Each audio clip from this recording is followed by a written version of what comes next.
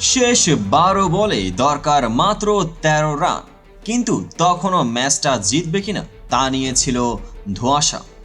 মোহাম্মদ নবী ও ফাহিম আশরাফ কি পারবেন দলকে জয়ের বন্দরে পৌঁছে দিতে? দেখে নিন ক্রিকেট রোমাঞ্চের এক নতুন গল্প।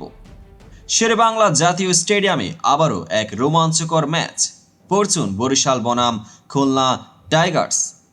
খুলনার অধিনায়ক মেহেদী হাসান মিরাজ টসে হেরে ব্যাটিংয়ে নেমেই তুলে নিয়েছিল 187 রানের বিশাল স্কোর।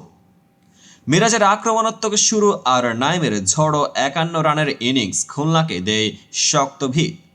শেষ দিকে মাহিদুল আঙ্কনের 12 বলে 27 রানের কেমিওতেই স্কোর পৌঁছায় প্রায় 190-এ। কিন্তু বরিশাল কি এত সহজে হার মানবে?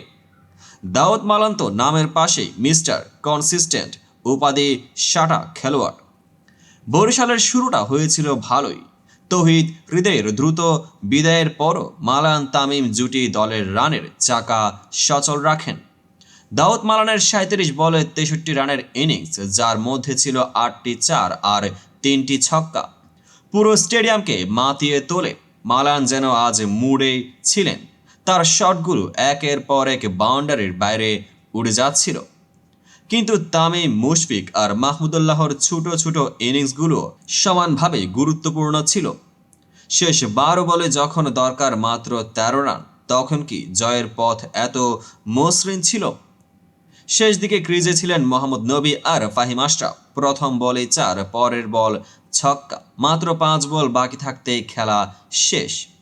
নবীর 10 বলে 15 আর ফাহিমের 6 বলে 18 রানের ইনিংসে বরিশাল নিশ্চিত করে 5 উইকেটের দারুণ এক জয়। এই দুজনের ব্যাটে বরিশাল যেন ফের প্রমাণ করল ক্রিকেট শুধু টেকনিক নয়, সাহস আর ধৈর্যেরও খেলা। ম্যাচের ফলাফল যাই হোক, খুলনার নাইম শেখের 27 বলে 51 রানের ইনিংস আর মাহিদুল অঙ্কনের শেষ মুহূর্তের ঝড় দেখলে বোঝা যায় লড়াইটা কতটা হাড্ডাহাড্ডি ছিল। এমন রোমাঞ্চকর ম্যাচের পরও কিন্তু দুই দলের খেলোয়াড়দের পারফরমেন্স নিয়ে আলোচনা চলতেই থাকবে। শেষ ওভারের রোমাঞ্চ, বরিশালের ব্যাটিং ঝড় আর খুলনার প্রতিরোধ, সব মিলিয়ে একটা দুর্দান্ত ম্যাচ।